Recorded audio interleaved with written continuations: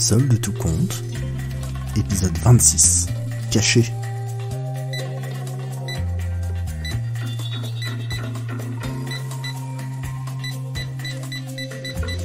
Traversant un champ de fougères encore humide de la rosée du matin, il en sort trempé et frustré. Cela faisait déjà 1 heure qu'il suivait les indications laissées dans cette lettre.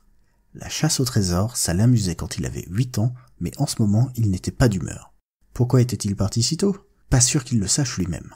Pour éviter les badauds que ça amuserait de voir un jeune homme d'une 20aine d'années à la recherche d'un trésor dans les bois ? Pour éviter la chaleur estivale qui arriverait d'ici 1 heure ou 2, ou juste pour en finir au plus vite avec cette quête qu'il aurait préféré ne jamais accomplir ? Probablement un peu des trois. Encore une idée tordue de son père. Tous ces jeux, ces aventures, ça avait commencé dès le jour de sa naissance. Il s'appelait André. Quoi ? Vous voyez pas pourquoi c'est drôle ? C'est que vous connaissez pas son père. Il avait atteint le repère suivant. Maintenant, il devait monter en haut de cette butte pour trouver une pierre érodée. Il soufflait fort. La pelle qu'il transportait commençait à l'agacer. Il n'aimait déjà pas les balades dans les bois avec son père, alors tout seul. En haut de la butte, il pouvait voir la forêt sous le ciel encore clair du matin. Une brise fraîche lui fit du bien. Il s'assit quelques instants sur une roche pour boire un peu d'eau et reprendre son souffle. Plus que quelques étapes et il serait arrivé.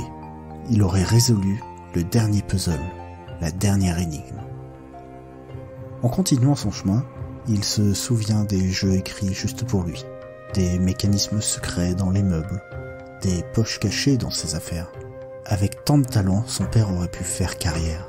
Mais bon, maintenant c'est trop tard. André savait qu'il était à quelques pas de sa destination. Et quand il fut certain d'y être, il serra la pelle avec ses mains moites.